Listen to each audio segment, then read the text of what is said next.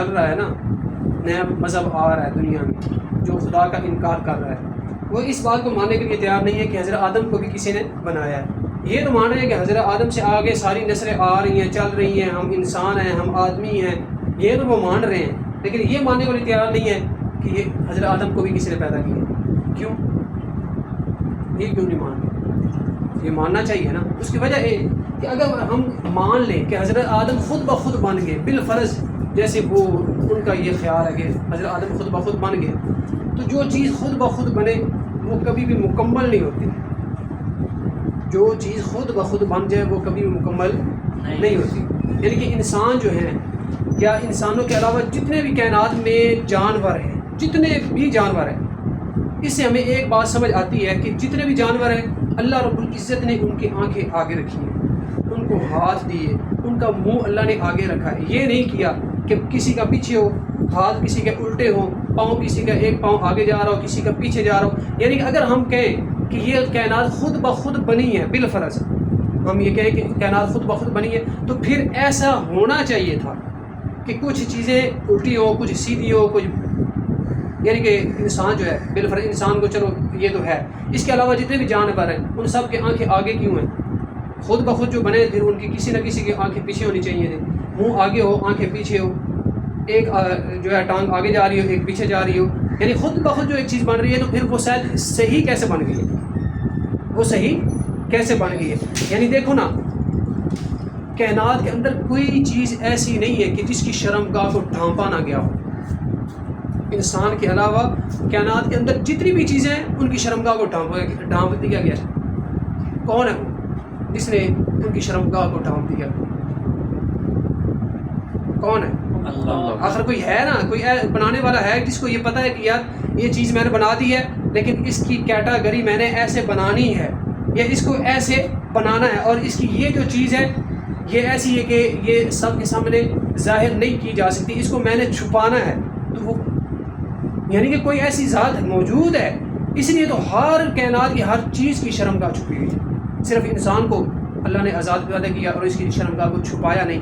کیوں؟ اس کے اندر اللہ نے اس کے لیے وجود کو الگ بنایا۔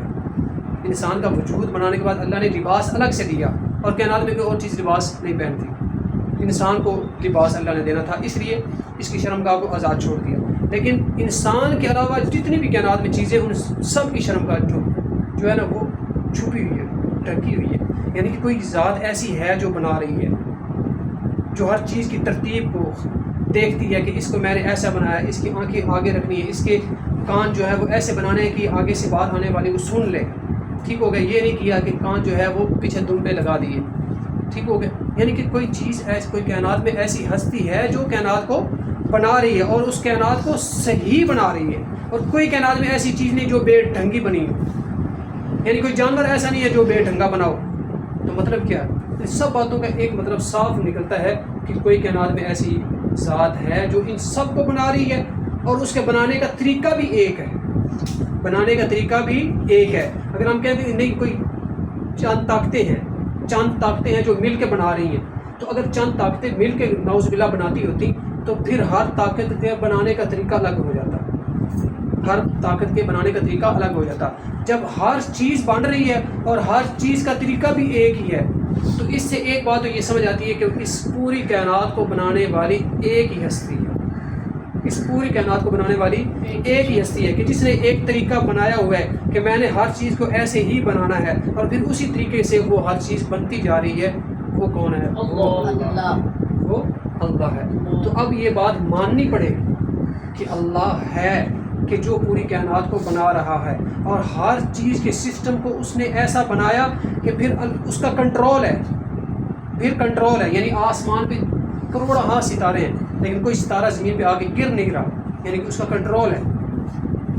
یعنی کہ جو ان چیزوں کو کنٹرول کر رہا ہے، تو وہ کون ہے؟ اللہ کی ذات ہے۔ اور قرآن مجید کے اندر اللہ رب العزت نے ایک جگہ پہ ارشاد فرمایا کہ اگر تم یہ کہتے ہو کہ بہت سارے خدا ہیں، تو پھر تو ان کے اندر جھگڑا ہونا چاہیے تھا۔ ایک کمرے میں رہنے والے دوست لڑ پڑتے ہیں، اولاد ماں باپ سے لڑ پڑتی ہے، یعنی کہ جس سے جنم لیا اس سے لڑ پڑتی ہے، حتیٰ کہ قتل کر دیتی ہے، حالانکہ اس جسم سے نکلی ہوئی چیز جو ہے اس کو قتل کر دیتی ہے۔ تو ان چیزوں سے ایک بات سمجھ آتی ہے کہ اس پوری کائنات کو چلانے والی ایک ہی ہستی ہے. اگر اور ہستیاں ہوتی تو یہ یقیناً یہ کائنات کبھی بھی چل نہ سکتی. تو یہ اللہ رب العزت کی ذات ایک ہے. اللہ ایک ہی ہے جو پوری کائنات کو چلا رہا ہے. ٹھیک ہو گیا. تو سب کے جہاں سے چیز شروع ہوتی ہے وہ کیا ہے؟ اللہ. اللہ نے پھر آگے پوری کائنات کو بنا دیا. حضرت آدم کو اللہ نے بنایا اور پھر اللہ نے یہ بتا دیا کہ دیکھو نا میں جو بناؤں مجھے تو پتہ ہی نہیں کہ میں کس چیز سے بناؤں. مجھے جس نے بنایا ہے وہ بتا رہا ہے. مجھے جس نے بنایا ہے وہ بتا رہا ہے کہ میں نے ان چیزوں سے تجھے بنایا ہے. تو جب مجھے خود ہی نہیں پتا کہ میں کس چیز سے بناؤں تو مطلب ہے کہ کوئی ہے جس نے مجھے بنایا اور پھر وہ مجھے بتا بھی رہا ہے کہ میں نے تجھے ان چیزوں سے بنایا ہے. ہاں اگر ایسا ہوتا کہ اللہ بالفرض ہم کہتے ہیں کہ نہیں ہے تو پھر مجھے جو بتانے والا ہے کہ میں کس چیز سے بناؤں تو پھر اس کی بات غلط ہونی چاہیے تھی. اس کی بات غلط ہونی چاہیے. اگر بتانے والا یہ بتا رہا ہے کہ میں نے ان چیزوں سے تجھے بنایا ہے اس کا مطلب یہ ہے کہ وہ ہی ہے جس نے بنایا ہے اور وہی مجھے بتا رہا ہے کہ میں نے تجھے ان چیزوں سے بنایا ہے, ان چیزوں سے مرکب کیا ہے. تو اللہ رب العزت کی ذات موجود ہے اور وہ ایک ہی ہے جو پوری کائنات اور پوری ہستی کو چلا رہی ہے.